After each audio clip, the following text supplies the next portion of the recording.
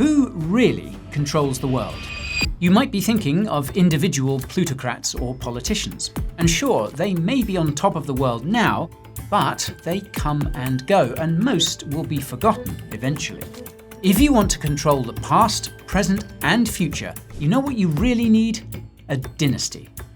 That's why today we're shining a light on the families who control the world, or at least a humongous portion of its wealth. We're going to tell you who these families are, how they made their fortunes, and what they're doing with them. This is a video you don't want to miss. Now, if you Google world's richest families, you'll find countless clickbait lists, PR puff pieces, and a sprinkling of serious-looking NGO reports. But if you look at their sources, it seems that all roads lead back to lists compiled by Forbes and Bloomberg. Even academic research on, say, wealth inequality, the proliferation of billionaires, and so on, doesn't have any better data to work with than Forbes and Bloomberg's. So, if just two media companies have a duopoly on what we can know about rich families, we'd better find out how they're making these lists, who qualifies, and, perhaps most importantly, who is left off. Unfortunately for us, there seems to be no standardized methodology. Different lists estimate wealth differently, causing a significant variance in the dollar figures reported for the same family across different publications, and causing other families to be omitted entirely. Some lists include royalty and heads of state, and some don't. One list by Bloomberg includes the House of Saud, but limits it to just 3 generations, while at the same time acknowledging that the wealth controlled by the estimated 15,000 living members of the family is likely much higher than the figure quoted. Some lists of individual rich people name-check Bernard Arnault and family, suggesting that the Arnaults are an inseparable unit. And some lists of rich families exclude Bernard Arnault entirely because they don't think his family counts at all, for whatever reason. In other words, it's kind of a mess. Every list seems to have different ideas about which families should or shouldn't be included, and if so, how many of them, how to count their riches, and so on. But a lack of standardization isn't the only tricky variable we have to contend with. That's because rich lists often rely on the cooperation of their subjects. Forbes, for example, is known to send surveys to people it expects should be listed. Now, if a family's wealth comes from shares in a publicly traded company, such as Walmart, then it's relatively straightforward to multiply the share price by the family's holdings and arrive at an estimate. But when it comes to investments made in private, it's a different story. If a family doesn't want to announce to the whole world in Forbes magazine how much money they have, then our understanding of their wealth is an educated guess at best. And, by the way, if you're enjoying this video so far, make sure to smash the like button so that more people can see it, subscribe to the channel, and turn on your bell notifications so that you never miss another upload. Hello, it's me, Guy's cousin Barry. I'm very sorry to be interrupting this no doubt fascinating video, but I want to tell you about the Coin Bureau deals page, so listen up and listen well. Alright, this is the place where you will find all the amazing promos and discounts what you, as Coin Bureau viewers, are entitled to. So don't be a mug, go and check it out using the link below. You'll find discounts on hardware wallets, you'll find exchange sign-up bonuses, some of which are absolutely bleeding mental, and you will find trading fee discounts there as well as a whole load of other goodies too. And let me tell you, old Barrington here, he's had to hammer the dog and bone all bleeding day and night to get you these promos and discounts. So you're welcome, thank you very much, go and have a look pronto, or I'll have to come and have a word. Alright?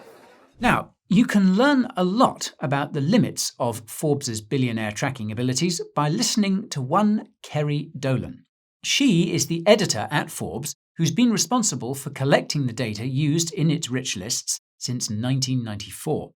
In an interview with the New York Times, Kerry said that, quote, "The easiest sort of billionaire to handle is one whose wealth derives from his ownership stake in a publicly traded company, probably one he founded, though possibly one he inherited. Anyone who owns more than 5% of a company's shares must disclose that fact, along with the exact number of shares they hold. By contrast, meanwhile, the kind of billionaire whom Kerry would, quote, never find is someone who quietly sold a stake in a business for, say, $250 million in the 90s, then invested it well. Today, a guy like that could use his wealth to do whatever he wanted. Buy truckloads of Nazi memorabilia, try to persuade your mayor to privatize the city's sewers, or maybe both, and you'd be none the wiser. And in fact, he wouldn't even have had to be all that smart with his money. If he parked $250 million in an S&P tracking index fund in 1992 and left it alone, he'd be worth more than $4 billion today. He would have slipped through the billion-dollar barrier like an Olympic diver. But isn't Kerry just describing generational wealth here?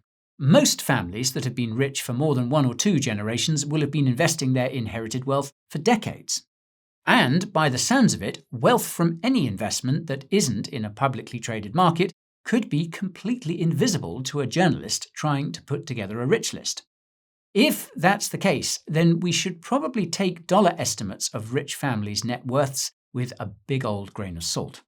Plus, it sounds like there is a whole class of billionaires who we may never know about. And that begs the question, what about the ultra-rich? Is it possible to have a net worth of several $100 billion without anyone knowing about it? Or is that kind of wealth just too big to keep secret? Questions like these recall Donald Rumsfeld's poetic axiom about the limits of human knowledge. Quote, as we know, there are known knowns. There are things we know we know. We also know there are known unknowns. That is to say, we know there are some things we do not know. But there are also unknown unknowns. The ones we don't know, we don't know. And if one looks throughout the history of our country and other free countries, it is the latter category that tends to be the difficult ones. Anyway, you get the point. Rich lists are hard. We may never know exactly who all of the richest families or individuals in the world are, or the true extent of their wealth. But we do know enough of them to learn a thing or two about what makes ultra-wealthy families tick. So, without further ado, here are 3 of the richest doxed civilian families on the planet. Who they are, where their money comes from, and what they're doing with it. First up, the Arnaults of Louis Vuitton Moet Hennessy or LVMH fame. Bernard Arnault is said to be the richest person in the world, but he appears on some lists of rich individuals as Bernard Arnault and family, so you know he's a family man. Just last year, he appointed his daughter and fellow LVMH board member Delphine to run Christian Dior, the second biggest brand under the LVMH umbrella. Her brother Antoine runs the holding company that controls the family fortune with a controlling stake in LVMH. Arnault has 3 other children who are also in line for his monogrammed throne. Alexandre Arnault is an executive at Tiffany, Frédéric Arnault is the CEO of Tag Heuer, and Jean Arnault is the head of marketing and product development for watches at Louis Vuitton. Interestingly, Bernard Arnault is neither a fashion designer nor a founder and didn't create any of the brands that now make up LVMH. Like his children, Bernard inherited a role at his father's business. In Bernard's case, this was a public construction company called Ferré-Savinel, where he began his career in the early 1970s. Arnault persuaded his dad to pivot towards real estate before switching lanes again to luxury goods with the acquisition of Financière Agache, where he became CEO. Now this turned out to be a fantastic move, as it put Bernard in a position to win a bidding war for the struggling conglomerate Boussac Saint-Frère, which was home to Christian Dior. He bought the group for 1 franc in 1984, laid off 9,000 of its workers, and sold off almost everything except for Dior. For these aggressive tactics, and also probably for the fact that his surname sounds like Arnold, Bernard was nicknamed the Terminator. Terminator of employment contracts, perhaps. Anyway, these tactics worked out brilliantly for him, and within 3 years he was in a position to cook up the 1987 merger between Louis Vuitton and Moet Hennessy. And so the LVMH behemoth was born. In the intervening years, LVMH has become a luxurious black hole, sucking up aspirational brands in fashion, jewelry, watches, and wine. In 2023, it reached a valuation of $500 billion, making it the largest company by market cap in the Eurozone, and the Arnaults one of the wealthiest families on the planet. Now, there is a certain level of implied villainy inherent to the role of world's richest person. You know, that sort of Jeff Bezos energy. Or alternatively, if you're Elon Musk, you can turn EV stocks into meme coins and command an army of fans who think you're Tony Stark. Either way, once you hit the centi-billionaire mark, you attract a lot of attention, right? Well, despite the fashionable Terminator arc, the Arnault name seems to come with neither notoriety nor any swooning fans. So how exactly have the Arnaults evaded scrutiny for so long? You can trawl through pages and pages of Google search results on Bernard & Co., but there's not much drama to be found. Bernard's Wikipedia page reads like a squeaky clean PR piece that emphasises his philanthropic efforts through LVMH. Now, this is an interesting angle to take, considering that these efforts amounted to 0.4% of LVMH's net profits of $14.1 billion in 2022. The sauciest tidbits that made it past the Wikipedia editors were Arnault's application for Belgian citizenship, which he hurriedly rescinded after being accused of attempting tax evasion. Then there was that time when he hurriedly sold his private jet after someone on Twitter started publicly tracking its flights. Other than that, though, his bio doesn't scream richest person alive. Clearly, this is a dude who is trying not to fumble the family bag. He doesn't want attention, maybe because of France's history of beheading people who bathe in money while ordinary people slave away for a pittance.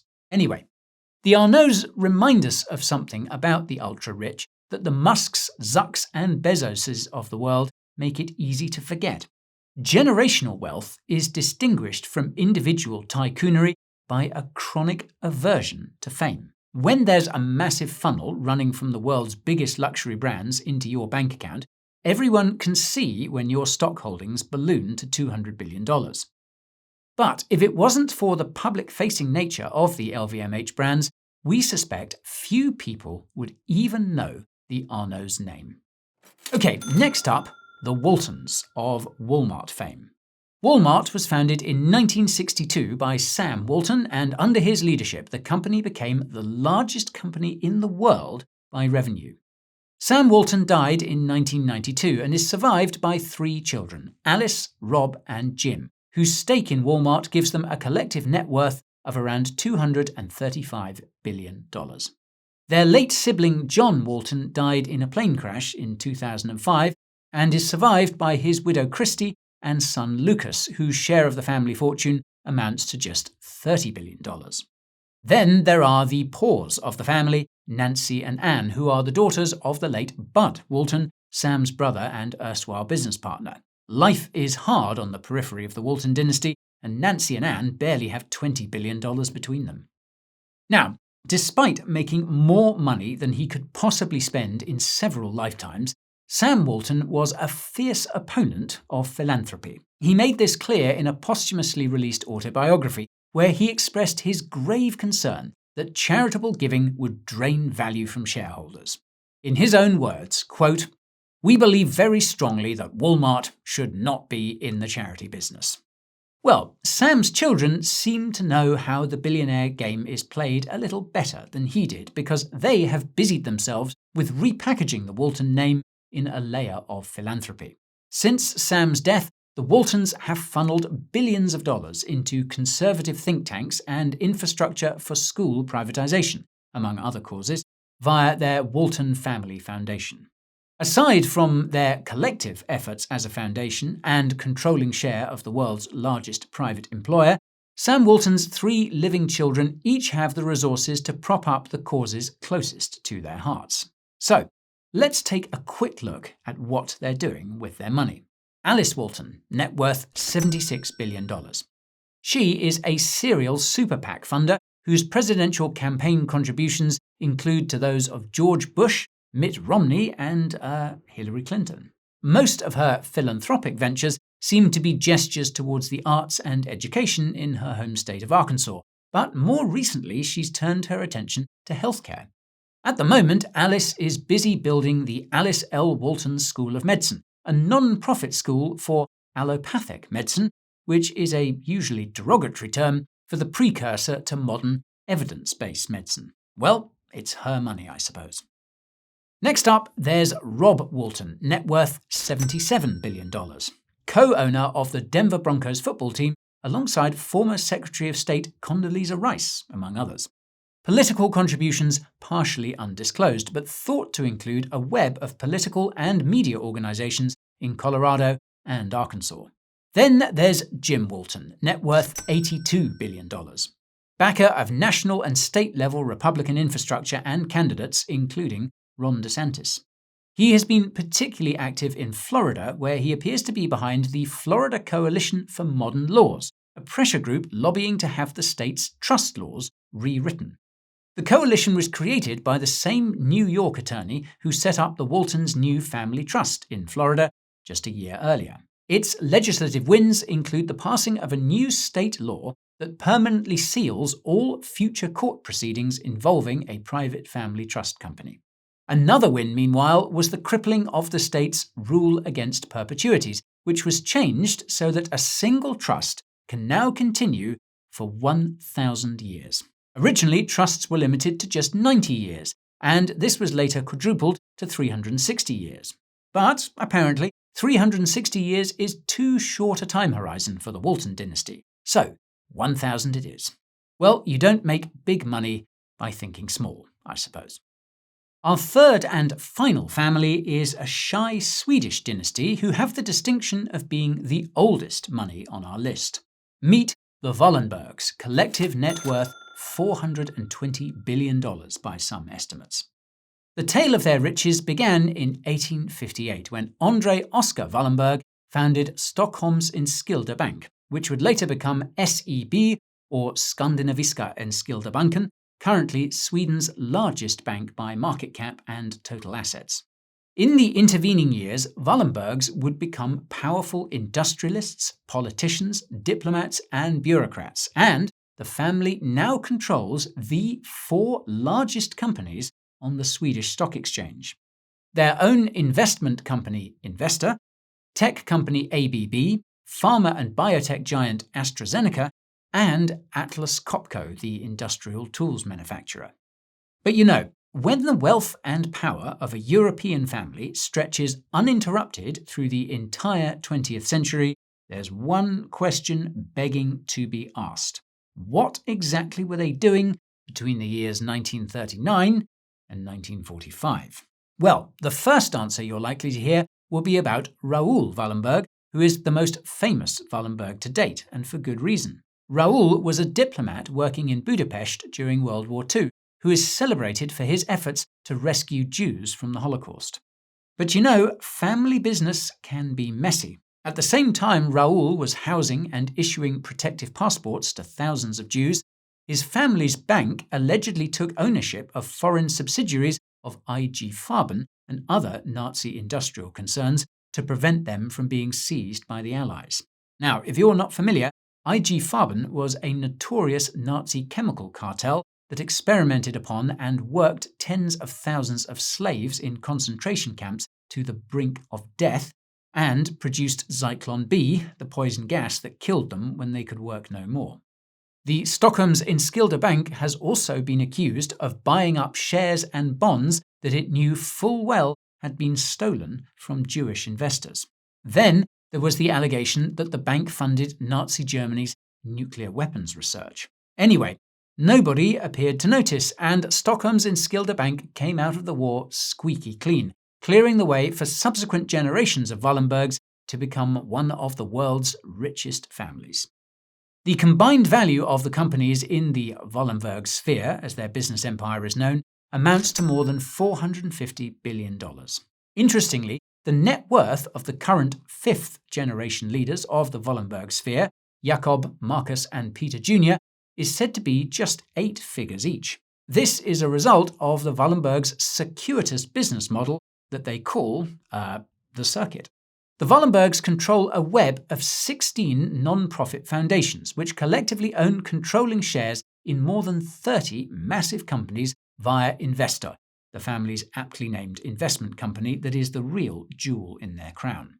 The profits from these investments are reinvested into the foundations, and so it is that the nominal net wealth of individual members of the Wallenberg family is kept nominally minuscule compared to the amount of value they actually control. As far as we're concerned, this strategy is not enough to exclude the $450 billion Wallenberg sphere from our list of richest families. The Wallenbergs may keep a low profile as individuals, but their power and influence is just too sprawling to hide. We can point to, for example, the Wallenbergs' close relationships with Sweden's royal family, with Sweden's largest political party, the Social Democrats, and their proximity to discussions regarding Sweden's joining of NATO. Wallenberg-controlled companies, most notably Swedish weapons manufacturer Saab, stand to gain a lot from Sweden joining NATO, so we imagine the champagne was flowing when full membership was granted earlier this year. It is hard to imagine the Wallenbergs being on the breadline any time between now and the very crack of doom. So, 3 families who control almost $1 trillion between them. They amassed their riches in different ways and seem to live quite differently too. But what unites them is a structured approach to not fumbling the generational bag. They entrench their next of kin in the family business empire, avoid the spotlight like kryptonite, and spray a, albeit thin, layer of philanthropy over their family name to mask the smell of villainy that comes from hoarding hundreds of billions of dollars. Statistically, none of us are ever likely to attain anything even close to these levels of wealth, but we can still learn a lesson here, folks. If you do become fortunate enough to come into a large amount of money someday, you should probably keep a low profile and resist the proximity to fame that so often comes with riches. Try to keep your name out of the media, and if Forbes sends you a survey in the post, burn it. If you do have a public profile, though, hire a good PR agency to make sure the first 10 pages of Google search results for your name are as boring as possible. Set up a non-profit organisation and have it donate a minuscule sliver of your wealth to one social cause or another, and then make sure everyone knows about the great work your foundation is doing. If you can, rub shoulders with politicians and give generously to their campaigns, get them hooked on your donation money, and then make it known what kind of policies you would like to see enacted. And finally, consider putting your wealth in assets that hold their value over time and that your family will be able to access if anything ever happens to you. These could include BTC, they could include gold, or they could even include a good old-fashioned trust fund. Because, remember, however rich you are, you can't take it with you. And if you're serious about starting a family dynasty, then you better make sure there's plenty left over for your children when you finally depart to the great hereafter. And that's all for today, folks. So if you learned something new in this video, make sure the like button is in smithereens. If you think we missed an important family, let us know about them in the comments. Make sure you're subscribed to the channel and have your bell notifications on so you don't miss the next upload. And as always, thank you for watching, and I'll see you next time. This is Guy, over and out.